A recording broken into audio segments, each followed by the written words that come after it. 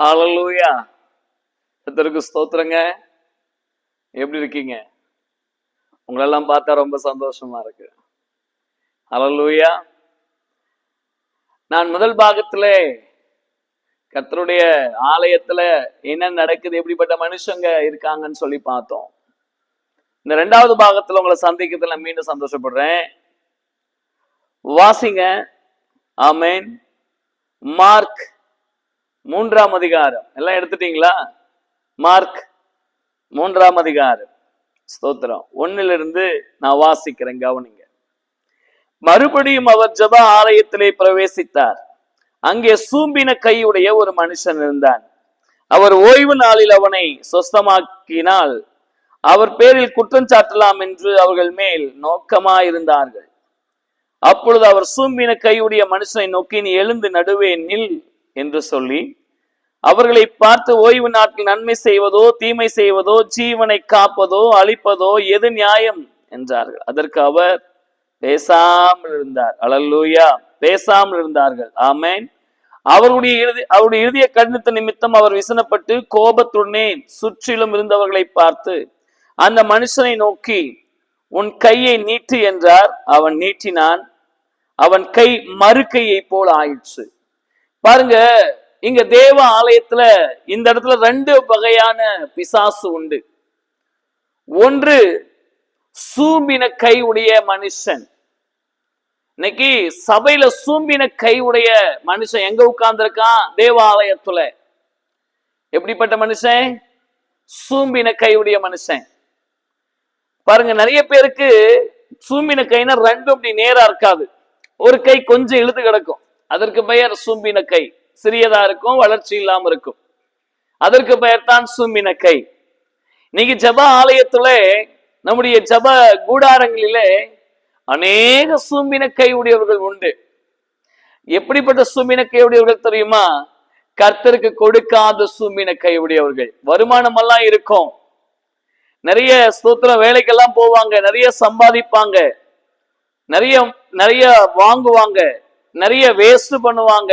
ஆனா தேவனுடைய ஆலயத்துக்கு வந்து கர்த்தருக்கு கொடுக்கணும்னா மட்டும் அவங்களால முடியாது.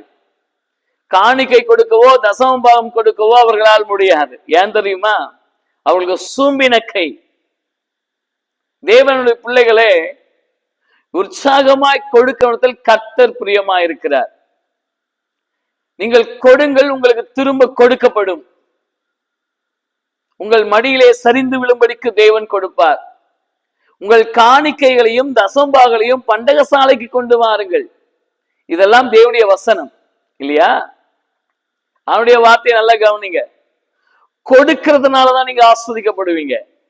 சூம்பின கை உடையவர்களா இருக்காதீங்க. சாதாரணமா கடைகளுக்கு போகும்போது எவ்வளவு செலவழிக்கிறீங்க, எவ்வளவு வீண் பண்றீங்க. தேவனுடைய ராஜ்யத்தை கட்டுமான பணிக்கென்று உத்தமமாக விதைக்க வேண்டும் என்று கர்த்தர் விரும்புகிறார்.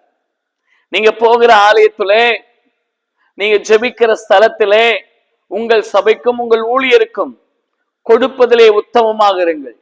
பாருங்க, ஆலயத்தில் ஆகாரம் உண்டாயிருக்கும்படி உங்கள் காணிக்கைகளையும் தசம்பாங்களையும் பண்டகசாலைக்கு கொண்டு வாருங்கள். ஆலயத்துக்கு கொண்டு வாங்க. ஆலயத்துல கொண்டு வந்து ஆலயம் நிரம்பி இருக்கும்படி செய்யுங்க. ஆலயம் நிரம்பி இருக்கும்படி கொடுங்க. உங்களுடைய வருமானம் நிறைவாக இருக்கும். நீங்க கொடுப்பதினால் ஆஸ்வதிக்கப்படுவீர்கள். நான் பெருகுன்னு சொல்லல, நீங்கள் ஆஸ்வதிக்கப்படுவீர்கள். நீங்கள் கொடுக்கிற காணிக்கை பெருகாது, மாறாக உங்கள் வேலைகளும் வருமானங்களும் ஆஸ்வதிக்கப்படும். உங்கள் அவசியமற்ற செலவுகள் குறைத்து உங்கள் சரத்திலே ஆரோக்கியத்தையும் சுகத்தையும் தேவன் கொடுப்பார். நிறைய பேர் சொல்லுவாங்க, ஸ்தோத்திரம், ஏன் ஆண்டு காணிக்கை கண்டிப்பா கொடுக்கணுமா? ஆண்டவர் கேட்டாரான்னு சொல்லி. ஆமா, புதிய ஏற்பாட்டிலே உற்சாகமான பலி கர்த்தருக்கு கொடுக்க வேண்டும் என்று கர்த்தர் விரும்பினார். அதை எங்க கொடுக்கணும் தெரியுமா? பண்டகசாலையில தான் வந்து கொடுக்கணும். உங்க சபைக்குள்ளதான் கொடுக்கணும். மத்தேயு 8ஆம் அதிகாரத்துல குஷ்டரோகிக்கு தேவன் அற்புதத்தை செய்தார். ஆனா நேரா போன்னு சொல்லல. உங்கள் ஆசாரியனுக்கு போய் காண்பி, மோசே கட்டளையிட்ட காணிக்கையை செலுத்து. தேவன் ஆலயத்திற்கு காணிக்கை கொடுக்க சொன்னார். அதை ஊழியக்காரனுடைய கையிலே போய் கொடுக்க சொன்னார். இது புதிய ஏற்பாட்டிலே வாசிக்கிற வசனம்.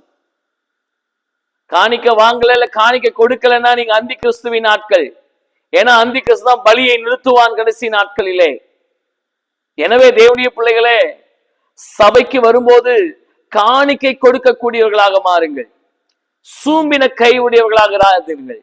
உங்களுக்குள் சூம்பின கை இருக்கவே கூடாது. உற்சாகமா கொடுங்க. ஆமென் சொல்லுங்க. உற்சாகமா கொடுங்க ஆண்டவருக்காக. ஆண்டவருக்காக உற்சாகமா கொடுக்கும் போதுதான் தேவன் உங்களை ஆஸ்வதிக்க முடியும். கட்டாயமாயும் அல்ல, விசனமாயும் அல்ல. நீ கட்டாயமா கொடுத்தாகணும்னு கொடுக்காத. ஐயோ கொடுக்கணுமான்னு யோசிச்செல்லாம் கொடுக்காத. உற்சாகமாய் கொடு. அந்த வார்த்தை பாருங்க, உன் கையை நீட்டு என்றார், அவன் நீட்டினான், அவன் கை மறு கையை போல ஆயிற்று. ரெண்டு கை ஆஸ்வதிக்கப்படும். நீ ரெண்டு கையில செய்கிற வேலைகளும் ஆஸ்வதிக்கப்படும். எல்லாருக்கும் முன்னாடி கர்த்தர் உன்னை எழுப்பி இந்த பட்டணத்திலே ஆசீர்வாதமான பாத்திரமாய் நிறுத்துவார். எப்போ? கர்த்தருக்கு கொடுக்கும் போது. ஆமென். ரெண்டாவது இங்க ஒரு கூட்டம் இருந்தாங்க ஆலயத்துல. எந்த கூட்டம்? குறை பேசத்துக்குன்னு ஒரு கூட்டம். அவர் பேர் குற்றம் சாட்டலாம் என்று. இவர் அற்புதம் செய்யறாரு, ஆனா குற்றம் சாட்டலாம் என்று ஒரு கூட்டம் இருந்துச்சு. இது சூமின கை உடையவனுக்கு அற்புதத்தையும் செய்யாது, அவனுக்கு உதவியும் செய்யாது, ஆலயத்துக்கும் உதவி செய்யாது, குற்றம் சாட்டி கொண்டே இருக்கும். நிறைய பேர் சபையில உட்கார்ந்து இருக்காங்க. காணிக்க கொடுக்கிறவனை குடுன்னு சொல்ல மாட்டாங்க. காணிக்க கொடுக்காதவன ஆமென் அவங்கிட்ட போயிட்டு உட்கார்ந்து கதை பேசுவாங்க. எதுக்கு கொடுக்கணும் நம்ம காணிக்க? நம்ம ஏன் சபைக்கு காணிக்க கொடுக்கணும்? இப்படி ஸ்தோத்திரம் பக்கத்தில் உள்ள ஆட்களையும் கெடுக்கிற ஒரு கூட்டத்தார். எங்க உட்கார்ந்துட்டு?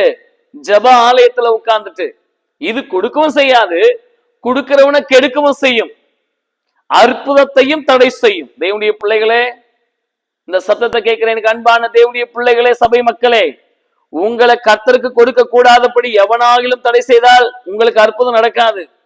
மத்தவன் பேச்சை கேட்டுட்டு ஸ்தோத்திரம் நல்ல கவனிங்க, நீங்க கர்த்தருக்கு கொடுக்காம போயிட்டீங்கன்னா உங்களுக்கு ஒரு காலம் அற்புதம் நடக்காது.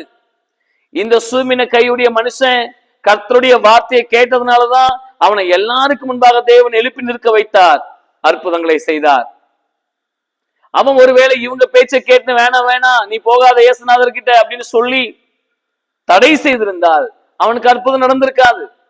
சபைக்கு வருகிற உங்களை பார்த்து ஆண்டவர் சொல்லுகிறார், நீங்க கொடுக்கிறது ஆண்டவருக்கு. யாருக்குங்க? நீங்க கொடுக்கிறது ஆண்டவருக்கு. காணிக்க கொடுக்கணுமா? தசமம் கொடுக்கணுமா? ஆமென் இதெல்லாம் கொடுக்க சொல்லி ஆண்டவர் சொன்னாரா? அப்படின்னு கெடுக்கிற ஓநாயின் கூட்டம் பெருகி போயிருக்கிறது. அந்த கிறிஸ்துவின் நாட்கள் பெருகி போயிருக்கிறார்கள். வேலையால் கூலிக்கு பாத்திரன். சபைக்கு வரும்போது வெறுங்கையோடு வராமல், பிரசங்கி ரொம்ப அழகா சொல்றாங்க, வெறுங்கையோடு வராதிங்க, தேவனுக்கு எதையாகலும் கொடுக்க வாங்க.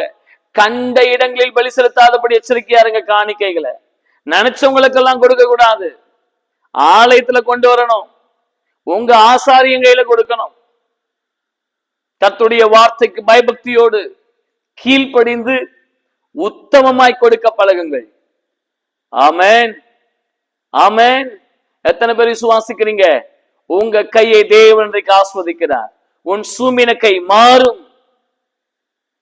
கொடுக்கணுமா வேண்டாவான்னு விவாதம் பண்ணுகிற கூட்டத்தாருடைய வாய்களை கர்த்தர் கட்டி அவர்களுக்கு முன்பாக உன் கையை நீட்ட கர்த்தர் கிருபை செய்வார். உன் கையை நீட்டி அநேகருக்கு நீ கொடுப்ப. குறை பேசுறவங்களுடைய கையில கொடுப்ப. நான் கர்த்தருக்கு கொடுத்தேன், கர்த்தருடைய சமூகத்துக்கு போன, கர்த்தரை ஆசீர்வதித்தார்னு சொல்லுவேன். குறை பேசுற ஆட்களுடைய வார்த்தைகளை கேட்டுறாதீங்க.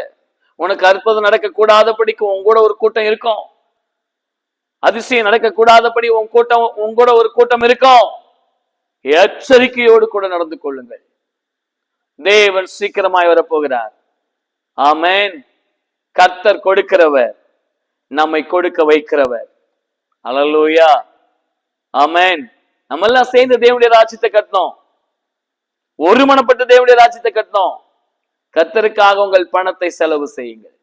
சூமின கையுடையவர்களாக இருக்காதீங்க.